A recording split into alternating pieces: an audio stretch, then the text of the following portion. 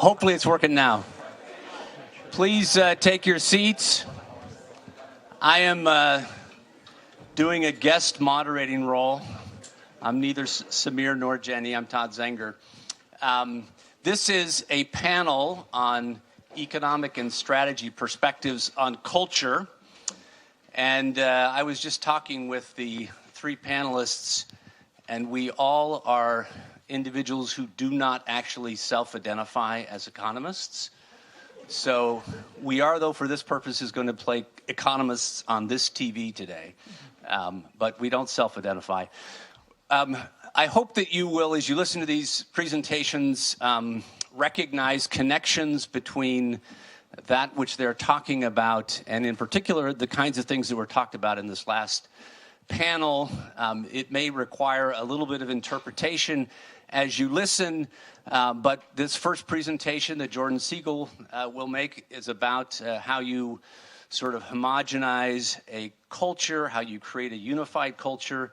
The second presentation by Roberto, what am I going to say, Weber? Or we were just talking about German pronunciations of names versus American pronunciations, but it's about sorting, and in particular, that's an academic word for hiring, and the important role that hiring and turnover plays in composing a culture.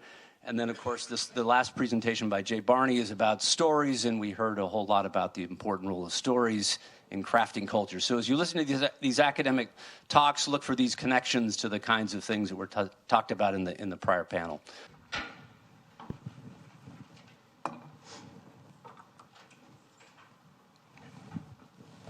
Okay, thank you for the opportunity to present here. As Todd mentioned in introducing this session, I'm partly an economist. I may be the only person in the room who actually is in an economics department. I'm not sure about that, but that might be the case.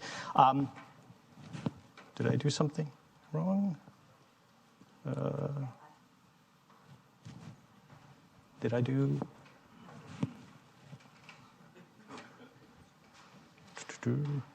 I don't know if I'm doing something wrong or.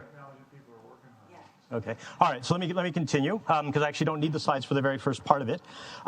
So I do things a bit differently than what most of the presentations here have involved. For example, what I'm going to do is talk to you about research that we're doing and try to convince you that it tells us potentially something about organizational culture without telling you anything about anything that actually goes on inside firms. So you'll see at the end, I'll come back to trying to kind of make this point that what we're doing is potentially relevant for understanding organizational culture. And I think if we're interested, if we believe that culture is shaped by the type of people an organization attracts, then I think the connection will be fairly straightforward. But I'll put that off and come back and talk about it at the end. Sorry, I wasn't supposed to be at this stage yet. Okay. Sorry about that. Let me start, before getting to the actual substance, let me start with a simple hypothetical thought experiment. Suppose I offer you the opportunity to join a startup. Right. This startup has a potential, or is aiming to produce substantial advancement in drone weapons technology, and is developing technology that will really make kind of drones much more effective at what they do in terms of military uses. So it'll allow the production of drones that can, basically harm or take out people anywhere in the world at great distances with very little kind of need for user operator training or specialization. It'll be highly effective. And so it'll really kind of produce substantial advancements in terms of that technology. It's likely to be very successful. Assume there's great demand for this. And so you'll be compensated for taking on this venture and joining this startup, at least as well as what you're currently doing. And it doesn't require any additional skills or anything else that you otherwise wouldn't know how to do. So think to yourself about how you'd feel about this, right? Would you kind of what do you think about this opportunity? Would you take it? What would it take for you to take? And looking around the room, I already see some people that are shaking their heads, and presumably some of you are saying, "Look, I wouldn't do it. I don't care what they pay."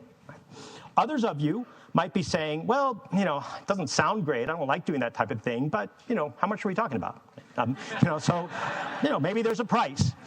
And there may be others of you that say, well, you know what, hey, it's a job, I don't care, where do I sign up? right? And maybe you rationalize that by saying, or maybe you say, look, it's work. If I don't do it, someone else will, or if I'm not the one that's actually kind of harming people, I'm just making technology, someone else has to use it, right? So the key thing for the purposes of what we're doing is that there's some people out there that don't like doing this and feel like there's something wrong with doing it and actually wouldn't be willing to do it, and that this concern is somehow heterogeneous. Some of you feel more strongly about it, others feel less strongly. And so we're going to kind of build on this to see to what extent this matters for kind of firms trying to do things that people feel about this way.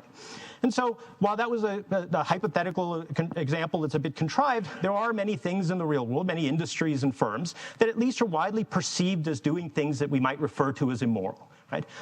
So if you don't want to kind of take my word for it, I can show you data from a survey that we did in Switzerland, where we asked people about different industries, and we asked them to rate to what extent do you think work that goes on in this industry is something that's immoral, right? And so we see a great deal of heterogeneity. Some things are considered moral, other things are not considered immoral, and that at the extreme there are some types of industries that people kind of seem to feel quite strongly involved doing things that are immoral, including weapons development, similar to the example that I mentioned earlier. So what we're interested in this project is what happens, given that these industries and firms in these industries exist, what happens when they go out and try to recruit people, right? What are the consequences for these firms when they go out and try to hire people? And it turns out that simple applications of economic theory, I mean really simple, the kind of stuff you learn in your first Economics 101 course, can give rise to a few predictions that are not too hard to kind of motivate and come up with under fairly simple assumptions. So one of these is that if enough people find doing this work aversive, right? If there's enough of you out there that say, I don't want to do it, or I need to be paid a lot to do it, that's going to drive wages up, right? There's going to be basically a reduction in supply. Fewer people are going to be willing to do it at any given wage. And so if firms go out to hire, they're going to have to pay more to attract people. The other thing is that if we think about who's going to get hired to work in these industries or do this type of work, right? If there's some people that feel like I won't do it at any price, they're not going to get hired. If there's other people that say, well, I'll do it if the price is right, the ones that have a lower price or maybe don't really think that they need to be paid anything additional to do this are going to be the ones that they're going to get hired. And in the context of work that people perceive as immoral, those people are going to tend to be people that either don't think this is immoral or don't mind doing immoral things, and so they're going to be a different type of people, right? And so this is what we're going to refer to as sorting, in the sense that we're going to get people opting into this type of work who are different in terms of their characteristics. So what we're going to do in this project is we try to get at these two types of predictions in a few different ways, using several different types of data to try to really kind of see if different data sources can complement each other in terms of finding evidence of these two types of relationships. And at the end, I'll come back and talk about kind of the implications of this for organizational culture to link it back to the types of things that we're interested in here in this at this conference. So what we do is we use both kind of economic theory to motivate what we're looking at. We use simple laboratory experiments where we can really control things and vary things in isolation so that we're only changing one thing at a time. And then we look at data from the real world to try to get a sense of whether these things also matter outside of these laboratory environments that we create. And as I mentioned earlier, what we're looking at is two types of predictions. The first is that when work is immoral, it's going to involve firms having to pay more, right, to hire workers. And secondly, that there's going to be the sorting. The type of people you're going to get are going to differ when it's immoral work than when it's not work that's perceived as immoral. So let me start then with the situation from real-world labor markets before I get into what we do in terms of our laboratory experiment, where we try to see if there's any evidence of this type of wage premium. So what we do here is fairly straightforward. On the horizontal axis on this graph, what I show you is ratings by a group of people that we surveyed, asking them how moral or immoral work in these different industries is. It's very similar to the graph I showed you earlier, in which we basically are just asking people to rate these industries in terms of the degree to which the work in them is moral or immoral. What's on the vertical axis is basically Swiss labor market wage data that's compiled by the Swiss federal government. That's a fairly rich data source in terms of what people actually earn in these different types of industries. What we can see is that there's a fairly strong positive relationship, such that industries that are perceived as being less moral or more immoral have to do, in fact, pay higher wages relative to those that are not, right? Now, this is just a pure correlation. It may be the case that there's other unobserved characteristics of the workers, of the industries, maybe other things vary. What we can try to do is get at that as much as possible using regression analysis, where we have these rich data, where we have lots of information on workers, we have information on the industries, and we can try to use as much of that as we can to try to see if any of that explains this. And it does explain some of it, but in the right column, in the column farthest to the right there, you see that we still have this positive relationship with the perceived immorality of the work in this particular industry. And in fact, what this means is that industries to the right of this graph end up having to pay about 35 to 55% more than industries close to the midpoint of this graph in terms of salary. And this is additional salary that we can't explain by the characteristics of those workers or those industries that we can observe. Right? So what we've seen is that with respect to the wage premium, looking at what actually happens in real-world labor markets, we can see that there's some evidence that, in fact, immoral work does pay more. Now, of course, there's many things that change between these different industries, and comparing work in kind of arms development and sales to hotel management, the type of work changes, and maybe there's things that just aren't in our data that are actually changing between these different types of work. That's really what's causing the difference.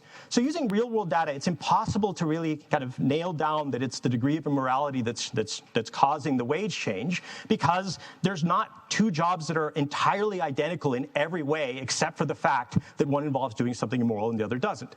So this is why we bring this inside a laboratory labor market, where we do an experiment in the way that economists do experiments, where we try to create an artificial situation that mimics the real world and creates incentives for people to make choices that are similar to those that might drive behavior in the real world. And where we can see if we can create jobs that really vary only in the degree of to which work is immoral, and see if that causes any changes in terms of the wages that we observe. So what we do in our experiment is we bring people in. They participate in an experiment for several rounds, and in every round, they have the opportunity to be hired to do a simple job. The job involves writing a recommendation that gets given to someone else. Right? In every round, you basically have to state at what wage you would be willing to do this work. And so what we see over time is that, how much people need to be compensated for doing this type of work. Now, in a neutral condition, the job is basically just write a recommendation. It gets sent to someone else, but it's largely inconsequential. It doesn't actually do anything. And what we see is that in this condition, the labor supply looks very similar to the theoretical prediction, which is based on the kind of the costs that we give people for working in this experiment. So here the theory seems to work quite well. And as a consequence, the wage that we observe in the market converges to the equilibrium prediction that's given to us by economic theory. So nothing unusual happening here. In another version of the experiment, what we do is we just change one aspect of the job, which is you still get hired, you still write a recommendation, but now your recommendation is actually deceiving someone. It's leading them to make a mistake that's going to cost them money, and is also going to reduce a donation that's being produced for a charity that helps sick children in the experiment. So yeah, it's kind of bad, right? Immoral.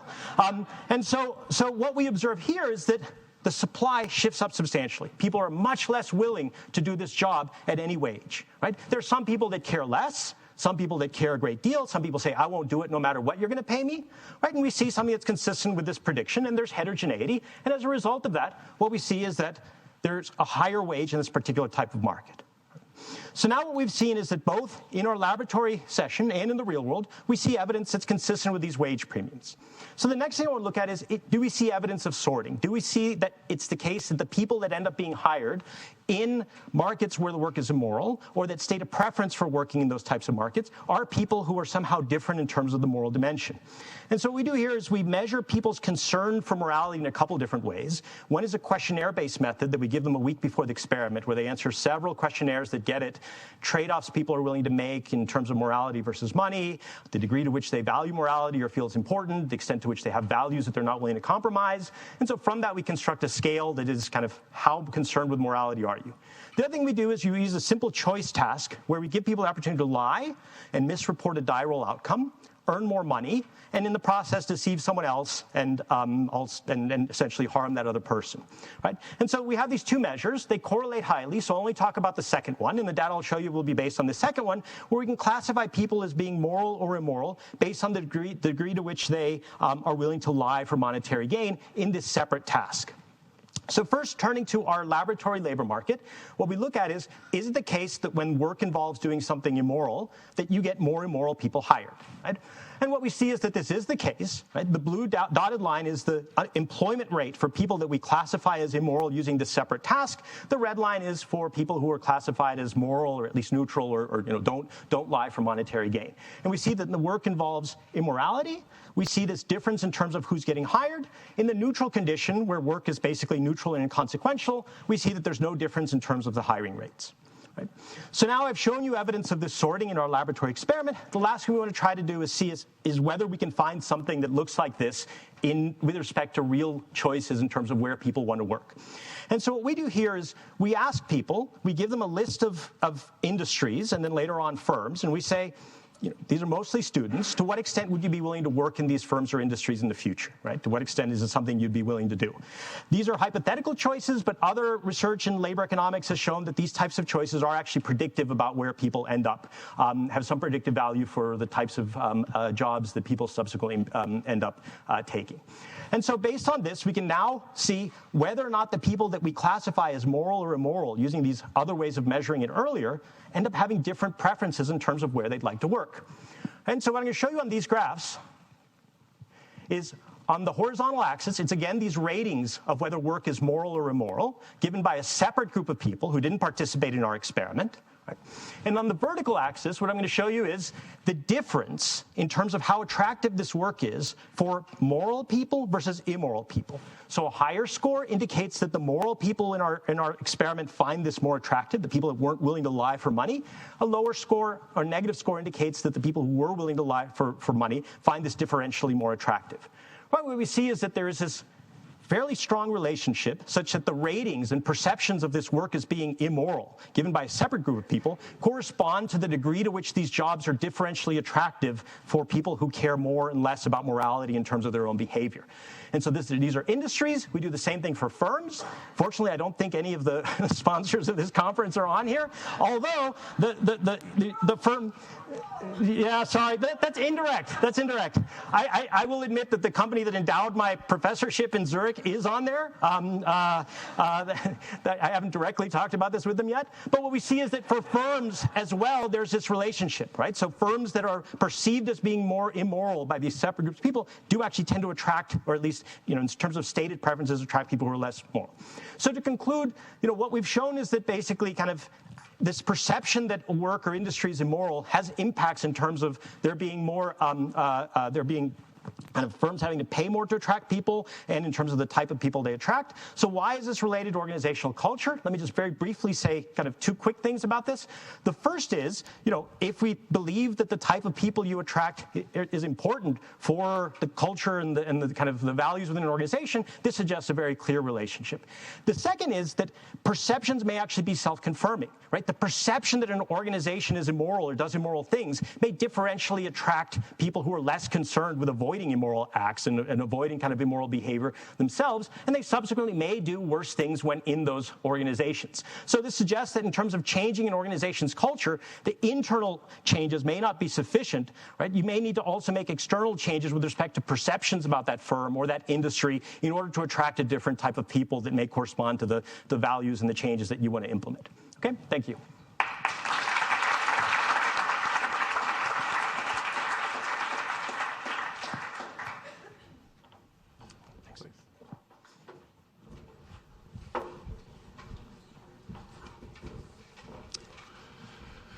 By way of background, in 1986, I published a paper in the Academy of Management Review. 1986, that was before when you were born, right? Yeah.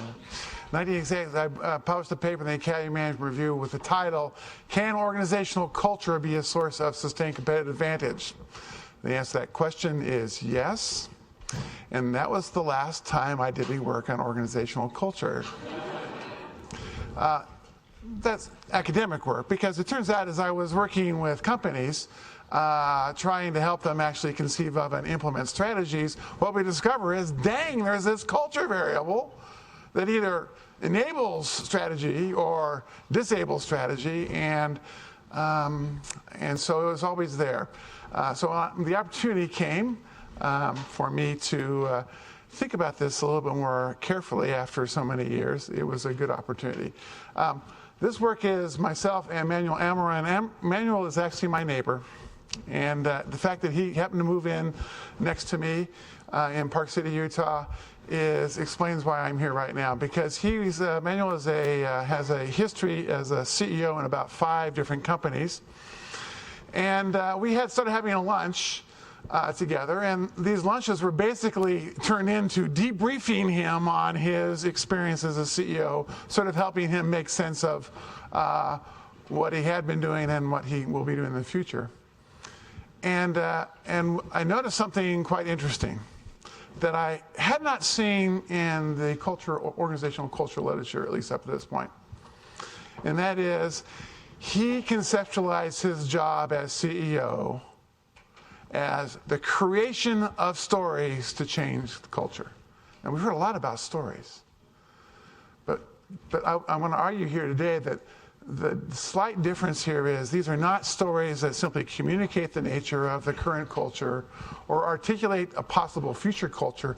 They are stories that are purposely created, not lies, actual events that are purposely created in order to change culture. And so the stories become a tool for changing culture rather than just reaffirming or describing a future culture. Okay, so let me start with the story. How appropriate.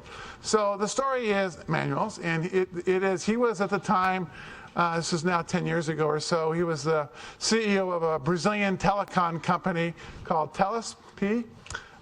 And it was very successfully operating in an extremely highly regulated market. It had done this with an incredibly centralized culture and operation. The government would give Telesp certain goals. They would accept those goals because they basically had no choice, and they had to do with access to telephone lines and delays in getting lines operating and things like that. And then Telesp employees would accept those goals. They would be processed down in a very hierarchical way, and employees would say, yes, sir, and they'd go off and they would make it happen. And the truth is, under Manuel's leadership, they were good at this. Really good at this. And there was just this one little problem. The whole world was about to change. The world was going to change in the following way. First of all, other telecoms in Brazil could start competing in their geographic market where they had previously had a monopoly. That wasn't going to work any longer. And the second, of course, we're right on the verge of moving from a wired-based telephone system to mobile telephony and computer-based kinds of things. And it was a very clear that the old model, organizational cultural model, wasn't going to work in this new competitive environment. So let me tell you some quick differences here. And I'll talk about I'll use these, everything in quotes as a story, okay? So this is, the organization was very much government directed, externally focused with goals given to them by the government. And one of the stories that they talked about in the company was the last mile in the last city. They had a goal that the government told you have to have a certain number of telephone lines laid by country, by city, by location, all these details. And in order to meet their goal, that goal, a year in advance, they had to get this one last line in a slum in Brazil. It was pouring rain, mud everywhere, and there were these 6 guys out there laying that last line. And they were good at it, okay? And they beat the objective by a full year, okay? But it's all government directed, and now all of a sudden we have to go to a world where it's consumer directed. What do consumers need? How is that changing? What services should we provide? Remember, this is a company who lays telephone wire, and they're good at it. And that's not going to work going forward. We lay wire, this unstable technology, we don't know what's going to happen here. There's an internal focus. The old culture, we only cared about comparing our current performance with last year's performance. Well, that's not going to work any longer because you have to compare yourselves with competitors and with the other services that you're competitors might be delivering. And then very hierarchical, this is a classic, the elevator story. The CEO, before my co-author, had a rule that he would not ride the elevator with anyone. So he had, no, elevators are just my space. Forward-looking or backward-looking, it didn't matter. That's from yesterday. And so that's an incredibly hierarchical, a signal of incredibly hierarchical. And of course, Manuel says in order to make all this stuff happen, we have to have empowered employees. I would propose to you that's a non-trivial shift in culture that has to happen. Now, one thing that's important for you to recognize is that while it's very clear that the old competitive environment requires one culture and the new competitive environment requires a new culture, that's obvious. But the exact nature of that new culture is not obvious. I mean, there's a lot of subtleties here. What does customer orientation mean? Is customers always right? Does that mean I get to lose money on customers?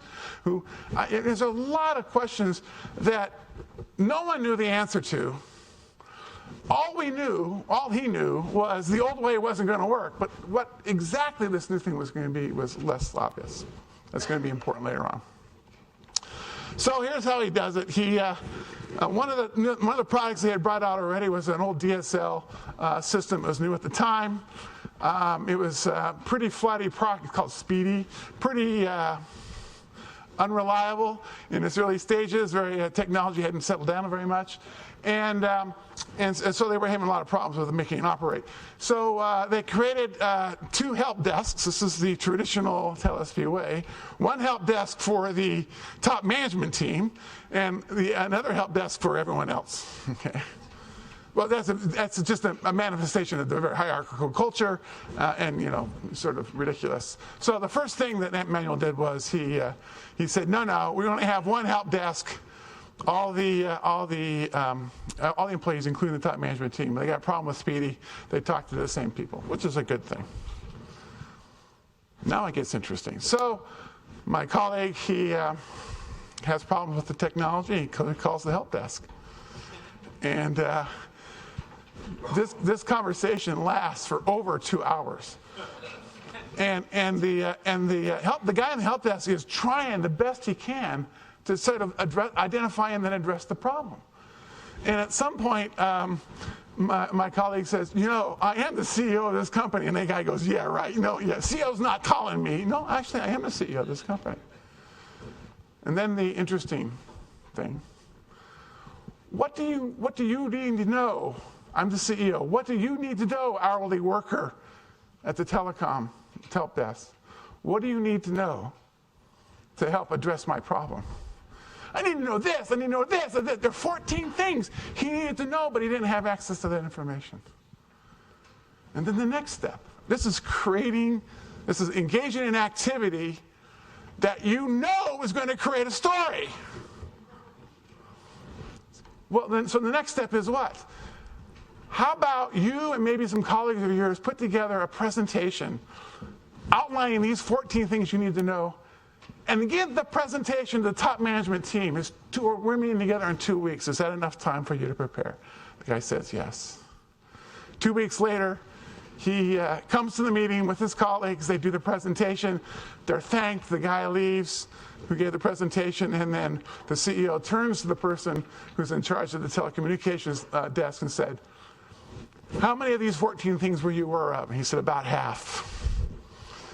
In 2 weeks, we want all these fixed. And by the way, we're going to invite those people back in 2 weeks so that you report to them that you have addressed the problems they have that have prevented them from doing their job. Now, obviously, that gets out. In fact, it's such an amazing story and such a demonstration of Manuel's humility in some sense to delegate the creation of this help desk solution to his employees. It's actually ultimately reprinted as a major article in the Brazilian business magazine, Business Week equivalent. And what's interesting about it's just one of 5 minutes. I got no. I'm going to go over 5 minutes. It's one of a lot of stories that he created at this firm and at other firms to try to create cultural change. And by the way, I can go through the data. It's very successful, financially as well as in terms of employee engagement and productivity and this kind of thing. All right, so we have lots of stories, a lot of research on stories. People in the last session were talking about stories. Totally cool, love it. And a lot of these stories are about, we talk about stories as retrospective sense-making, about enabling us to understand the culture that exists, okay? A lot of the last panel was about what is the culture that exists. Good stuff, no problem with that. The last mile, last city story, the elevator story, these are very powerful tools for communicating a culture.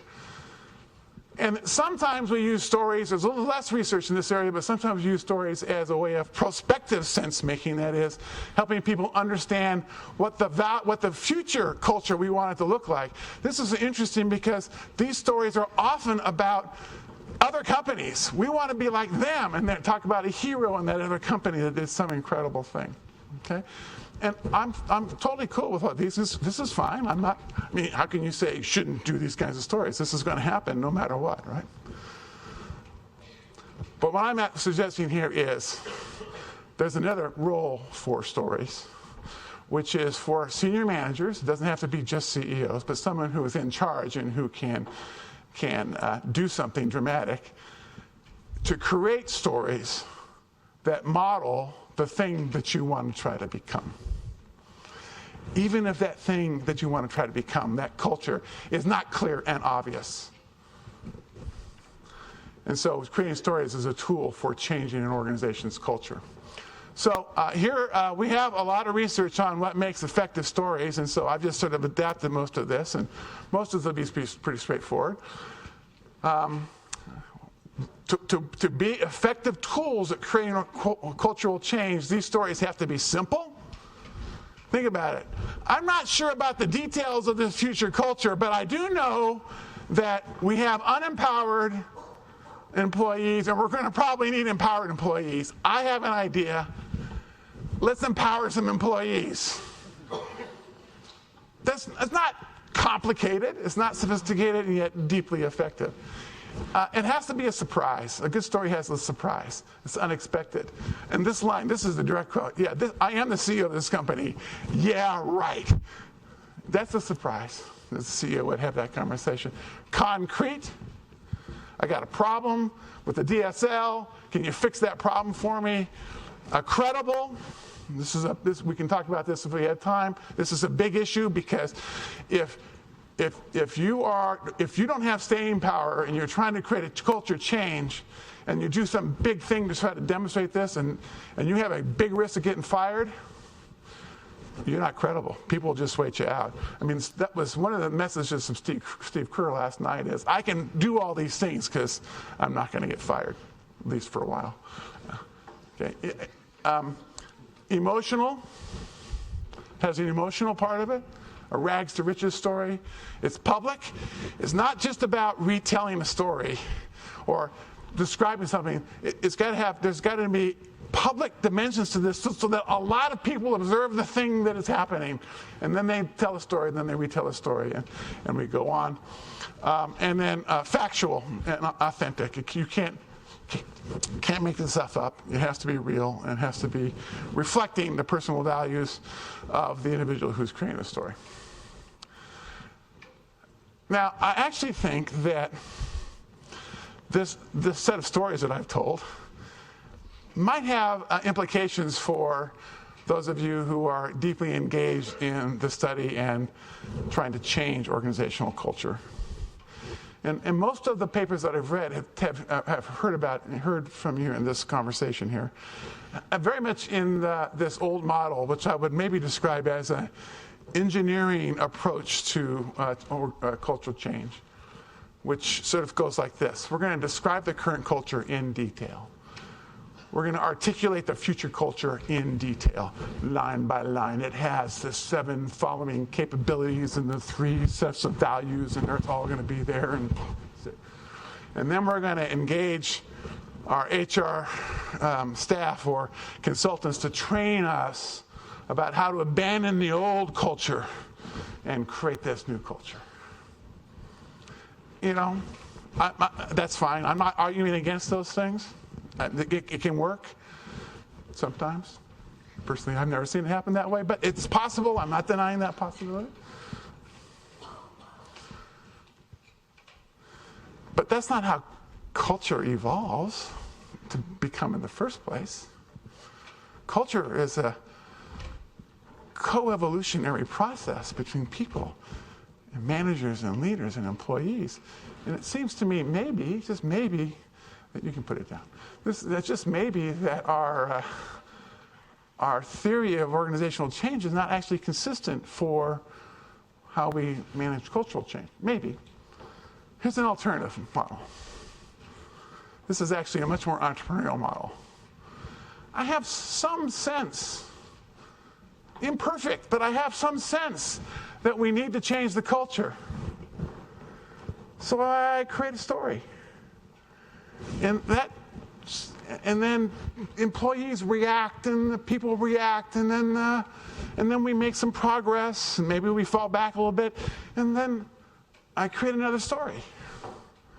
And then what I'm doing is this action creation process is we're co-creating our new culture in a very evolutionary kind of way.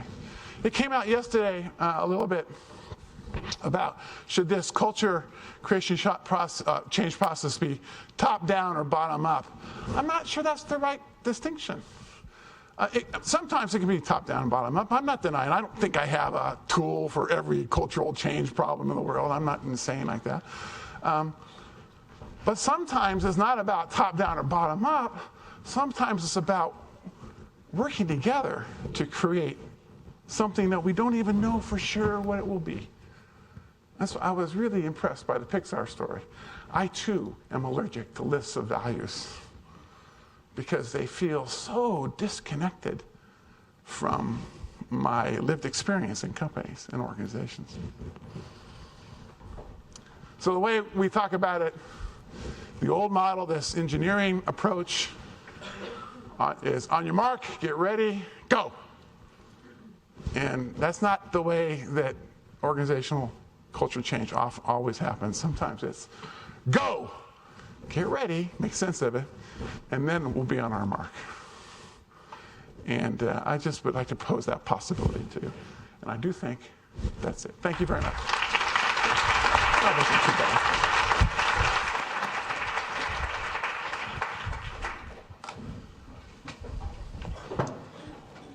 If we can get the all three speakers to come up, that would be great. I'm going to just make a few comments about economic approaches to culture generally, and then we're going to open it up to questions. What do I need to do? I need to go. There we go. Okay. So economists, I think, generally take a very micro-foundational, mechanistic, instrumental approach to thinking about social science generally and to culture here in particular. And my understanding of what happened is that, as it relates to culture specifically, is that a couple of decades ago when organizational theorists started talking about this concept of culture, that the first economists that heard it thought that they were using culture as a verb, as in you culture something, like a microbiologist, right? You grow an organism in a confined state. And so since that time, for decades, economists have been focused on growing culture in a laboratory, right? So identifying, I just made that story up. You're all very serious. That was, I completely fabricated that. The point is that really is what economists are focused on in their theoretical work as it relates to culture. It's really understanding the micro foundations. How do you organically build a culture? There's a wonderful quote from Joshua Epstein, who's sort of the epidemiologist by training, but sort of comments on social sciences directly. And his quote is that if you didn't grow it, you didn't explain it. And so I think economists take that very, very seriously, that they're really trying to understand how these social organisms, this culture gets composed from the bottom up, or from wherever it is, could be top down. But what are the mechanisms through which this happens? And you see that in at least two of these presentations relatively clearly. So it's how do you culture? I think the second theme that you see in economic work on culture is this emphasis on performance. You'll note that these first two slides look a whole lot like Jenny's discussion of social psychology. It's partly explaining where it comes from, and secondly, its performance implications. But I think economics takes a very strong approach, and there's a lot of empirical work trying to just say, how does culture affect stock market reactions, financial performance. There's work in finance in a variety of different fields that have started to use culture to look at those kinds of empirical outcomes. And finally, there's certainly a strong interest in the relationship between corporate culture and sort of formal approaches to organization, theory of the firm, understanding how structural decisions, incentives, a variety of different mechanisms interplay with social outcomes like trust and other kinds of cooperative sorts of outcomes. And one of the big themes in that literature will be, are these things complements or are they substitutes? Are you using these formal devices to help encourage the culture, or is the culture a replacement for these formal devices? And so there's a lot of literature that sort of exists in that domain. So that's my sort of broad commentary, and I think you see some of the seeds of that in these talks. And so let's, before we dive into the pigeonhole, let's have a live version. Any questions that you have for our panel?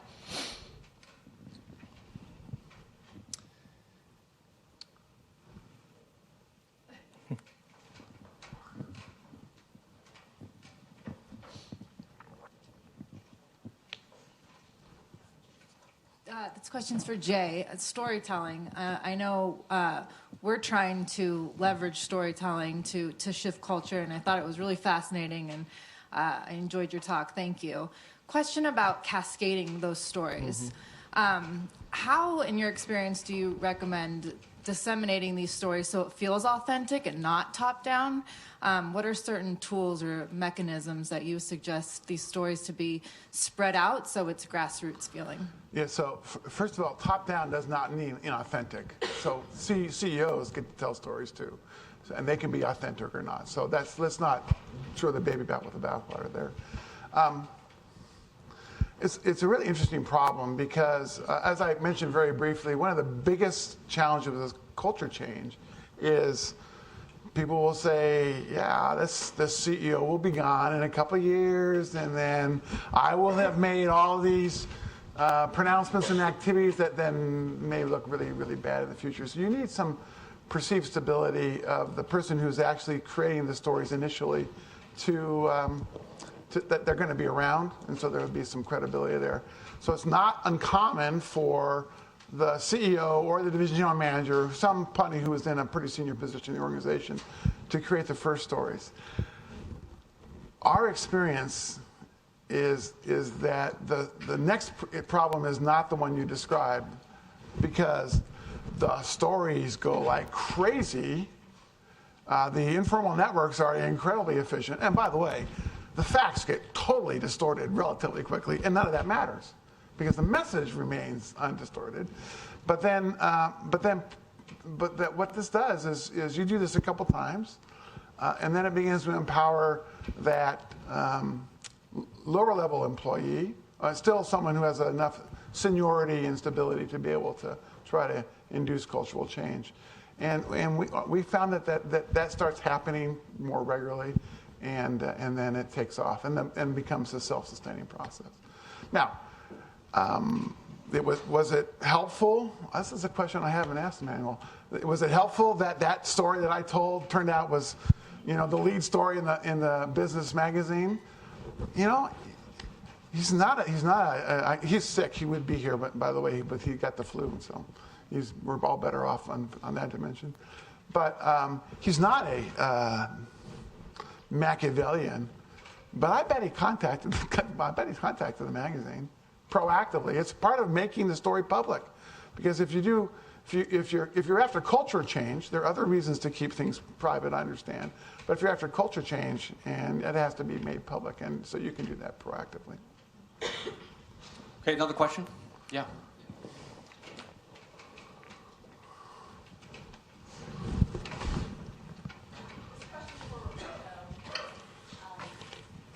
About the immoral research, did you factor any socioeconomic differences or how privilege may play a factor into the findings? So we have not. I think that's a good question. We do, like, for example, when looking at the wages that people get and whether they seem to get paid more when they work in these immoral industries, there we use all the information that we have on people's backgrounds, which includes their education, other features like that. That may be related to some of these types of characteristics. It's also Switzerland, when there isn't as much variation in terms of these types of characteristics as there is elsewhere. I do think they potentially matter to the extent that sometimes people do stuff just because they have to and they don't have any other options. And to that extent, I also want to be careful not to say when we talk about morality or people who are more or less concerned with morality that we really are saying anything intrinsic about people being good or bad. What we're ultimately interested in is just, what types of people or what characteristics of people or situations they find themselves in make them more or less willing to do the types of things that other people might say, that's something that we generally consider to be immoral. Whether or not it comes from, internal preferences or need or some other characteristic, we don't really want to say too much about. But I think that in terms of really understanding that better, that's a very good question that we should seek to try to look at if we can get better data. Thank you. So I've got a question from the Pigeonhole for you, Jordan. Should IBM or firms generally view the stability of IBM's culture as an asset or a liability? I think inside the company, the stability was viewed as an obstacle to be overcome. But I think there was a clear focus on changing one dimension and not trying to change everything.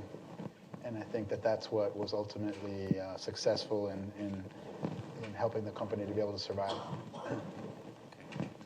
A question, I think, for Roberto is,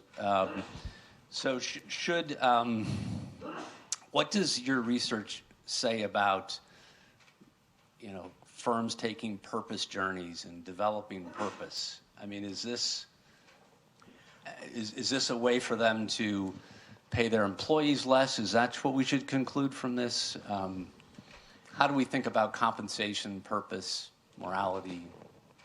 I think both, the research I talked about today and other related research indicates that employees are willing to substitute, multiple aspects of a job, and that includes, purpose or a mission that they believe in, or potentially, as in our case, avoiding doing something that they find morally unpleasant, or at least will think other people will find morally unpleasant if they find out that they're doing it. So I think that we, certainly need to take into account the variety of preferences and dimensions over which people want to evaluate work and different types of work. I think ultimately it isn't the case that it's easy to create the impression that this is a purpose-driven organization. Companies that rate highly on these perceptions of immorality among the surveys that we conducted aren't going to find it easy to change that perception.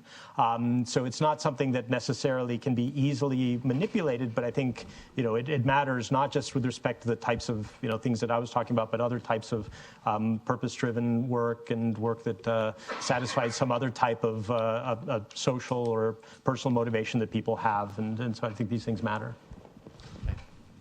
One other question for you, which is Have you seen any response to the meat industry being moral or immoral? Is it? So, a couple votes for this question.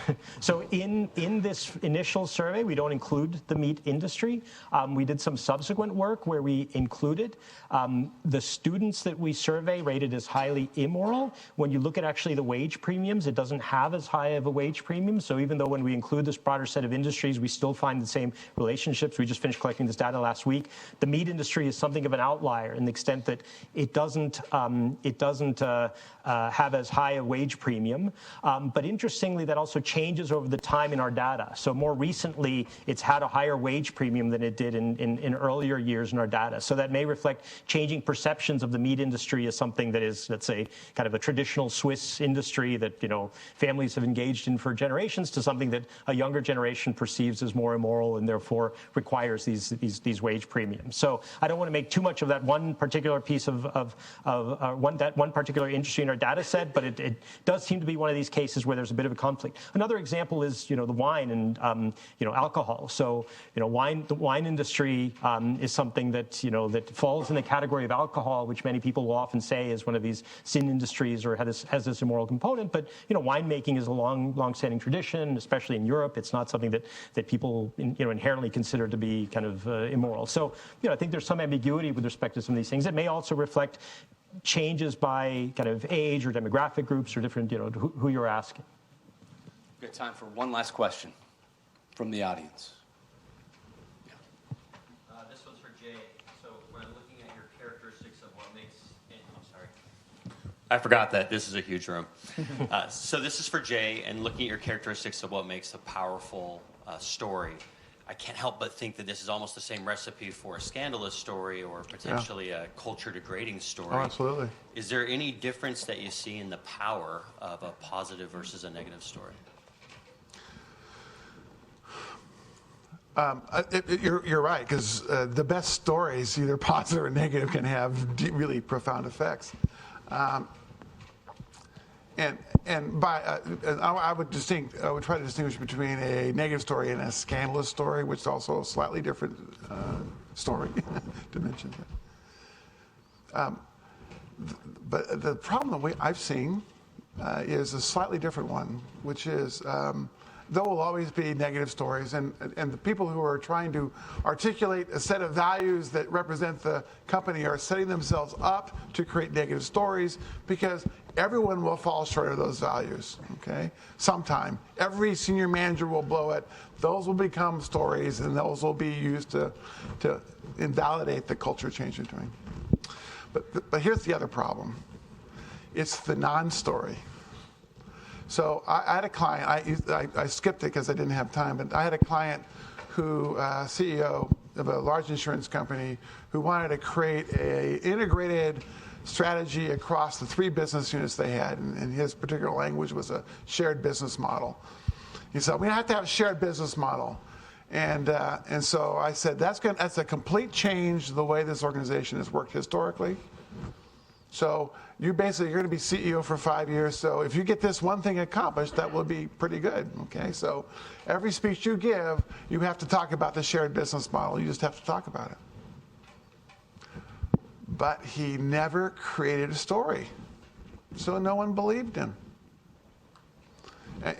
And this is a guy totally sincere, completely committed, trying to be as clear as possible, but he never moved a guy from one business unit to another business unit. He never promoted someone who had that kind of diverse background. He never created a story. And so the story became the negative story, which is, yeah, this too will pass. And that's the death knell. So I failed to tell him to do something, as opposed to just talk about something. Thank you. We'd like to thank all of our presenters, and I'll turn the mic over to Samir. Yeah.